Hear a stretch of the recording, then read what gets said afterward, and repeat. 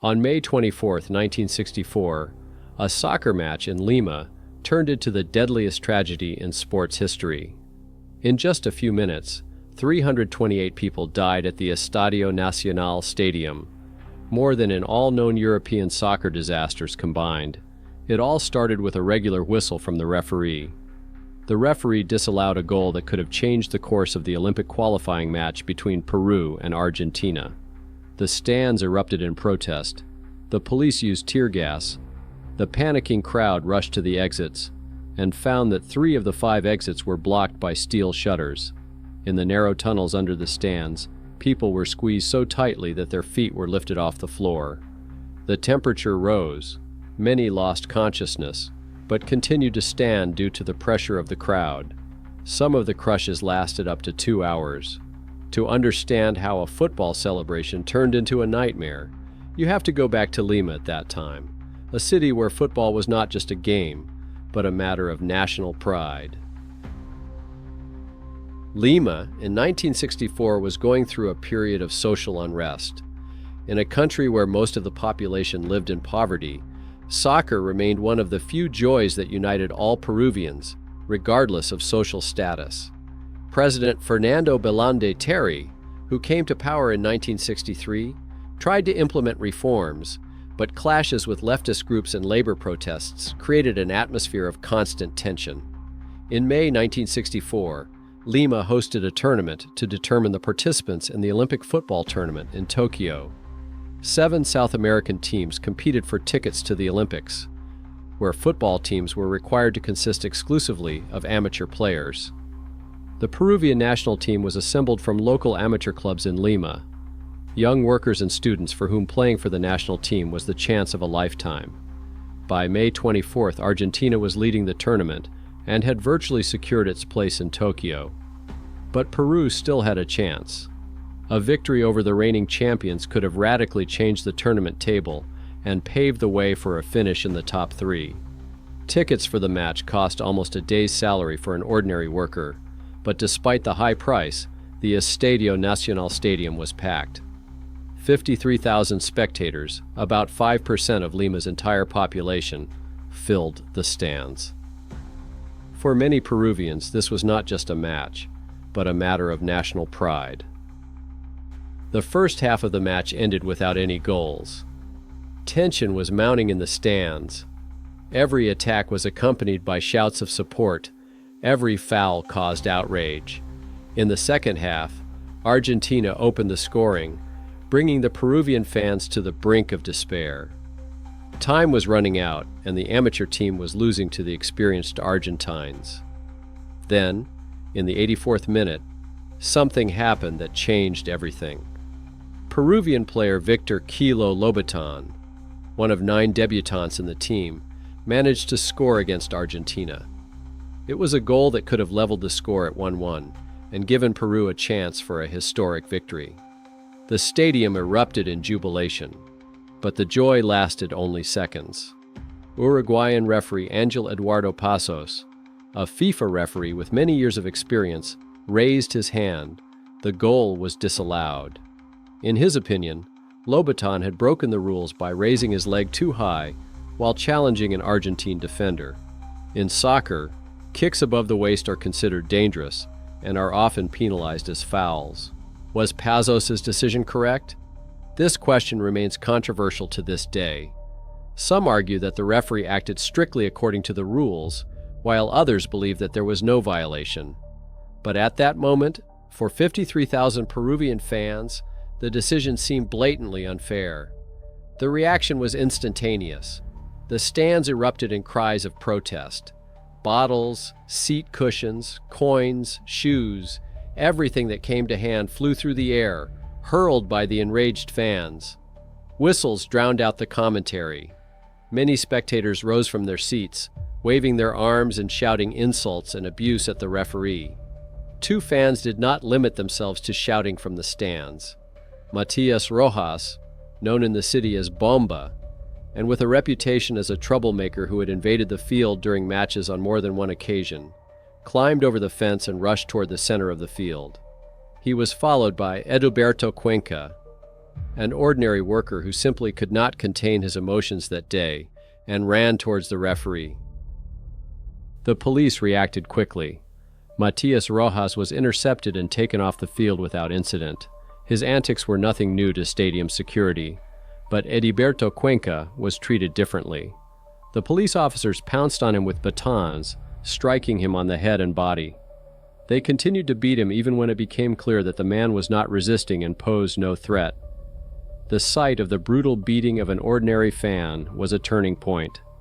The mood of the crowd changed dramatically, from sporting outrage to rage against the police. The stands turned into a hail of objects flying toward the field. Bottles smashed on the ground, cushions littered the turf, and coins hit the police uniforms painfully.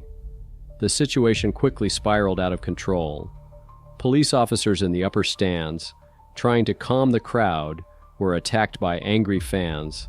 Sources at the time reported that several police officers were killed, although the exact circumstances remain unclear due to the chaos of those moments. Crowds of spectators began tearing down the barbed wire separating the stands from the field, and rushed down to confront the police directly. Many fans, realizing that the situation was becoming dangerous, decided to leave the stadium. They headed for the nearest exits, hoping to quickly find themselves on the streets of Lima. But that was when a fateful turn of events took place. The police on the field, seeing the approaching crowds of fans and fearing a complete loss of control, decided to use tear gas. Between 12 and 20 canisters were fired. The exact number varies depending on the source, but the effect was immediate and catastrophic. The acrid gas spread through the lower stands, causing panic among thousands of people. Burning eyes, difficulty breathing, fear of suffocation, all this caused people to flee in terror toward the exits. Those who had previously left the stadium in an orderly fashion were now rushing in panic. They were joined by thousands of others fleeing the tear gas.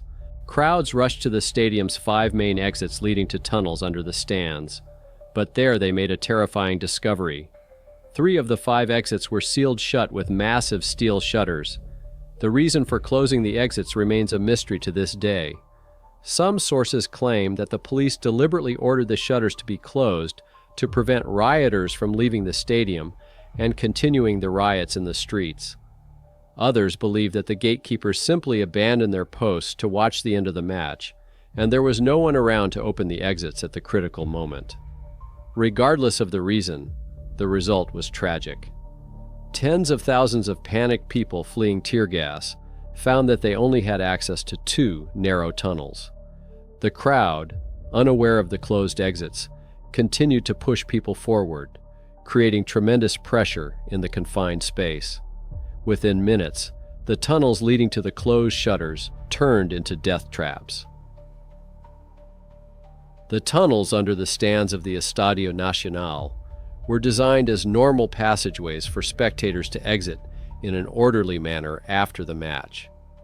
The narrow concrete corridors, about 10 feet wide, were supposed to allow people to pass through in small groups, but now thousands of panicked fans were rushing through them, fleeing the acrid gas. Those in the back rows were unaware of the closed shutters ahead. The burning sensation in their eyes and throats from the gas, the screams of terror, and the crushing crowd forced them to push forward, trying to get to fresh air as quickly as possible. But those at the front of the crowd were pressed against solid steel barriers and could not move forward. A monstrous traffic jam formed. In some places, people were squeezed so tightly that their feet were lifted off the floor. They were literally hanging in the air, supported only by the pressure of the bodies around them. It became almost impossible to breathe. The temperature in the tunnels began to rise rapidly from the heat of hundreds of people pressed against each other and their rapid breathing. Many lost consciousness from lack of oxygen and heat, but continued to stand upright, held up by the pressure of the crowd. Those who fell were trampled, unable to stop or help. The people in the crush were completely helpless. They couldn't turn around, raise their hands, or take a step to the side. Some tried to shout, urging those behind them to stop pushing, but their voices were lost in the general din of horror. Those at the back of the crowd at the entrance to the tunnel did not understand what was happening in front of them and continued to push forward, exacerbating the tragedy. Juan José Salas, who survived the crush, recalled, "We were squeezed so tightly that I could hardly breathe.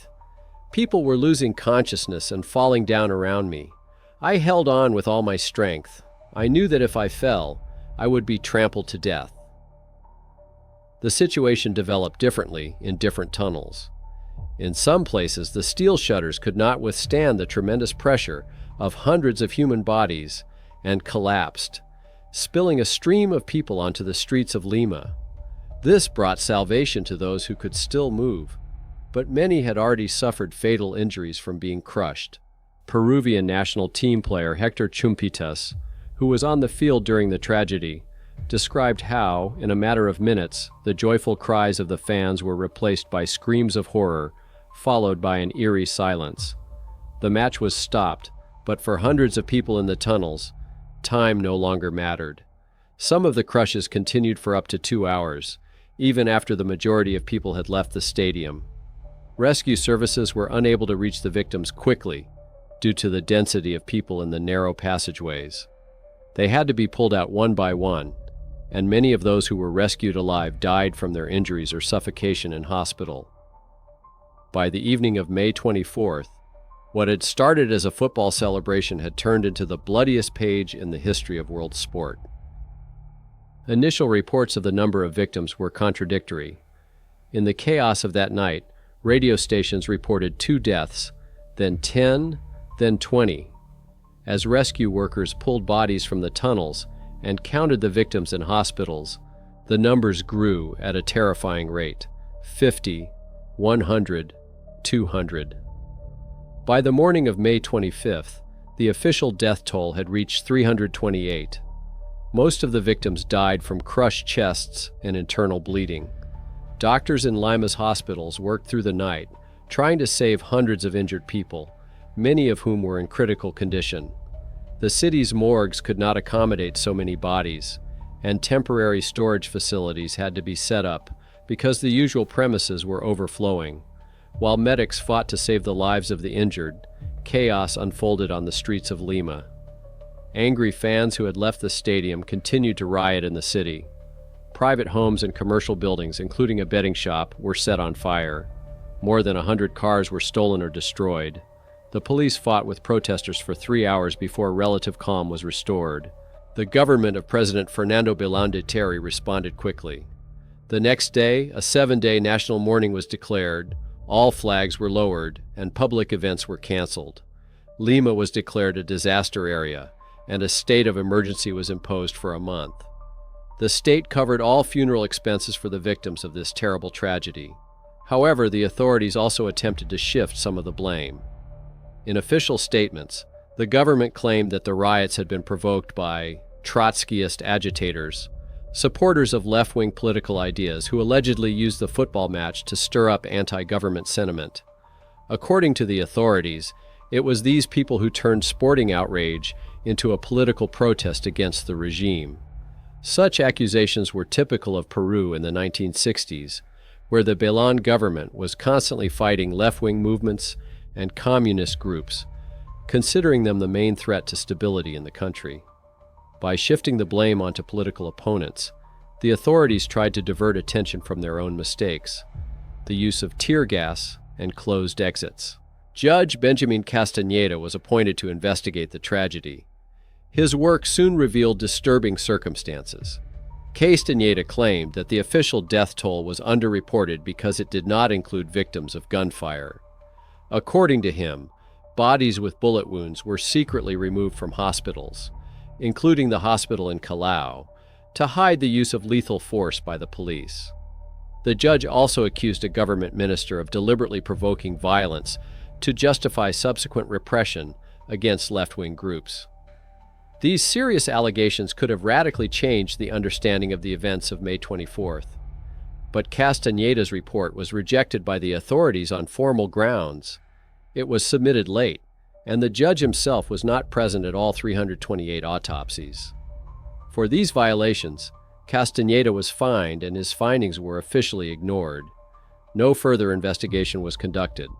The only person to be punished was Police Commander Jorge Asambuya, who had ordered the use of tear gas. He was sentenced to 30 months in prison. Referee Angel Pazos continued his career and officiated matches until his retirement in 1978. After the tragedy, the Estadio Nacional was closed for 60 days for renovations. The main measure was to reduce the capacity from 53,000 to 42,000 seats, to reduce the risk of overcrowding and improve crowd control. Later, in time for the 2004 Copa America, the capacity was increased to 47,000, but this was accompanied by a modernization of the entire security infrastructure.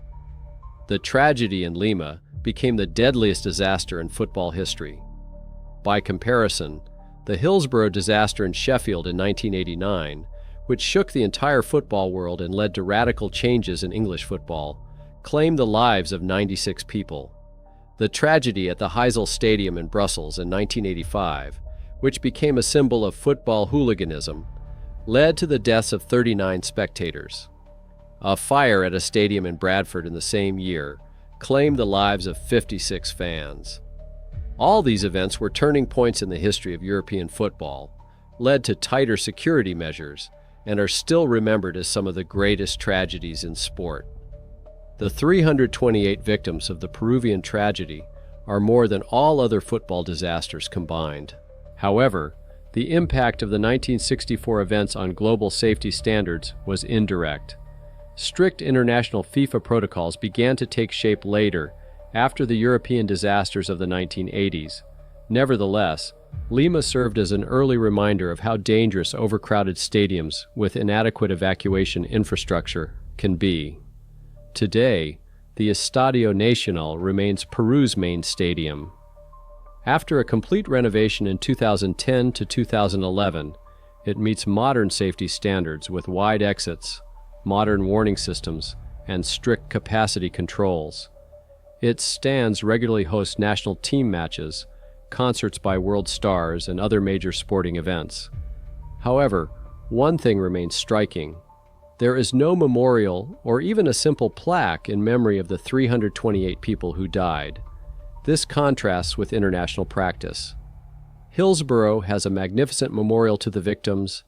Munich has a monument to those who died in a plane crash, but Lima has nothing. In 60 years, the only official memorial event took place in 2014, when a mass was held in Lima Cathedral to mark the 50th anniversary of the tragedy. Congressman Alberto Benjolia bitterly noted at the time that the disaster seemed to have been erased from Peru's memory. The families of the victims have still not received even symbolic recognition of their loss. The tragedy in Lima is a reminder of how quickly a sporting event can turn into a nightmare. It shows how important it is to have well-thought-out safety measures in place at large events. Sufficient wide exits, clear evacuation plans, trained personnel, and modern crowd control systems. The events of May 24, 1964, were a lesson for the entire sporting world. They demonstrated that fans' emotions can spiral out of control in a matter of seconds. That panic spreads instantly, and that even a small organizational mistake can have catastrophic consequences. Today, stadium safety standards have changed dramatically thanks to the lessons learned from such tragedies. Modern arenas are designed with crowd psychology in mind, and emergency protocols are rehearsed until they become second nature. Lima, 1964, became one of those bitter pages in history that helped make sports safer for millions of fans around the world. But the main question remains, how many people actually died that day? Judge Benjamin Castaneda claimed that the official death toll was underreported and that bodies with gunshot wounds were secretly removed from hospitals. His investigation was dismissed. Why? What exactly were they trying to hide? And yet, perhaps more importantly, could this tragedy have been prevented? What if the stadium exits had remained open? What if the police had not used tear gas? Or if the referee had allowed that goal? One whistle changed the fate of hundreds of families. But could history have taken a different course? 60 years have passed. At the stadium where more people died than in any other football disaster, there is no monument or memorial plaque, only concrete, and silence. What do you think about this story? Do you believe the official version? And why was the memory of the 328 victims so easily erased? Write your thoughts in the comments. If you are interested in historical truth and want to learn more about disasters that changed lives but have been forgotten, like this video and subscribe to the channel. Thank you for watching, and see you in the next episodes.